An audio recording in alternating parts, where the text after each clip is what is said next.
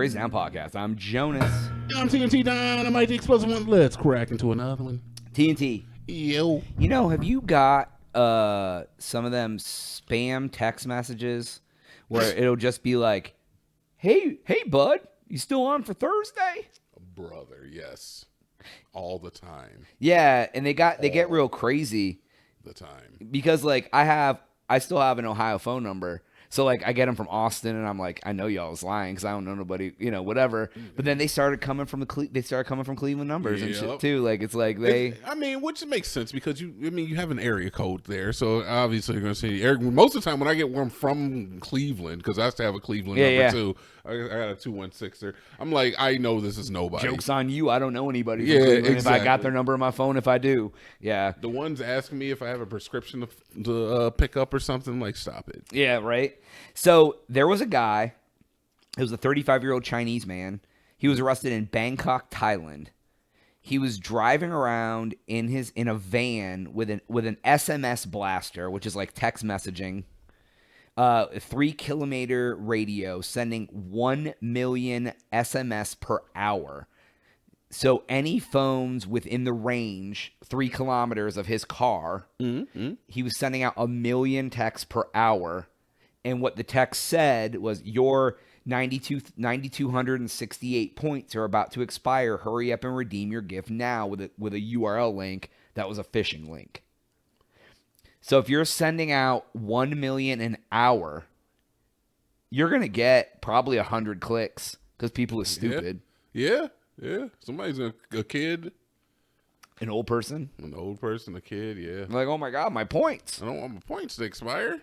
Dude. Claim those. And that's the reason that the Nigerian prince scandal exists. That's the reason that they call up and are like, your grandson needs money. Oh, really? Jonas needs money? Here's my credit card. Like, so essentially, they don't use that text message to try to extort money from you, but they just want to make sure there's another person on the other end of that number. No, this had a phishing link, so they probably click on it. You had to put your username or password in for something. Okay. Yeah, but a lot of times they just make sure that it's an active number. They just want you to reply, and they're like, bam, now we can get you with everything else. Yeah, yep.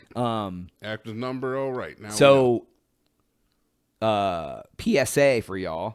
If you get a text from a number you don't know, do not reply and say wrong number. Oh my God.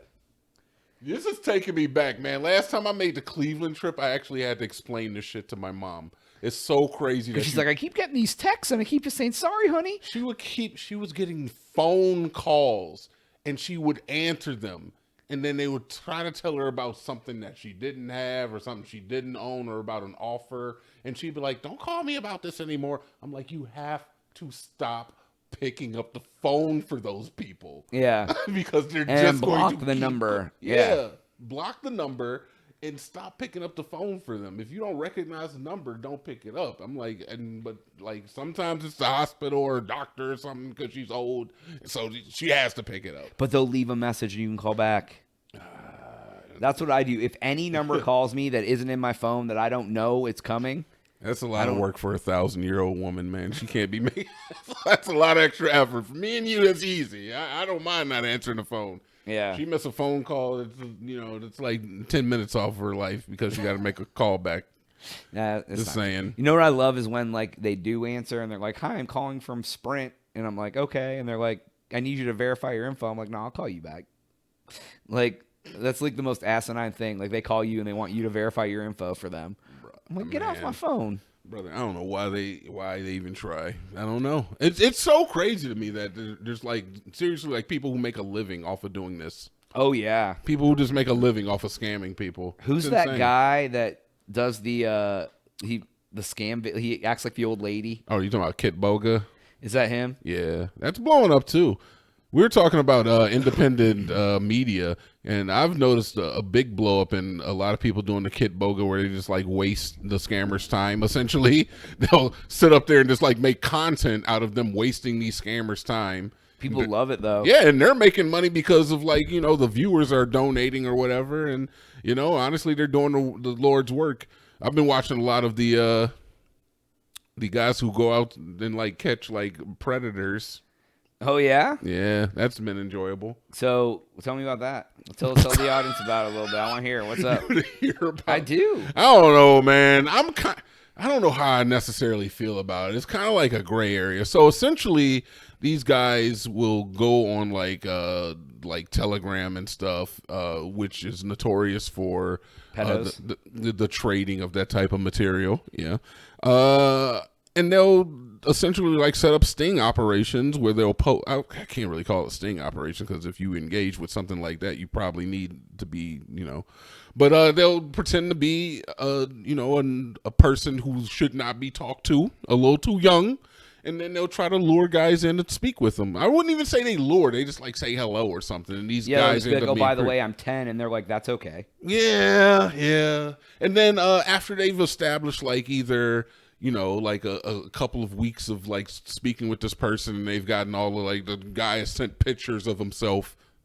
and he's made like a bunch of comments that should not be made to somebody of that age, or they tried to establish like a meetup, and then they'll go out and they'll meet with the guy, and like you can tell they're trying to act within the law, so they have to say this is a consensual meeting, you can leave anytime, you can walk away, but if you do, I'm gonna let you know right now, I'm gonna call the police.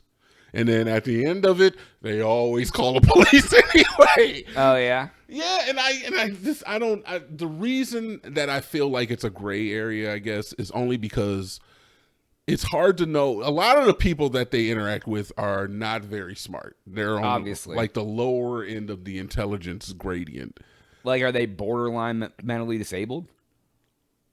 I mean, some of them, yeah. Because if I feel like you have to be borderline disabled if you and another person are standing in front of a police officer and he says, "Hey, there's some pizza on this phone that you need to know about," and he looks at you and he says, "Is that right?" and then you say yes in front of a cop, I feel like you're borderline insane. I feel like you are insane if you do that. To just say I committed a crime in front of a cop, you're insane. But I see them do it all the time. Yeah, it'd be like you walk up to a cop and be like, "I'm going to sell you drugs now. Yeah. Do you want some crack? Here, cop." Yeah. Like, I don't know.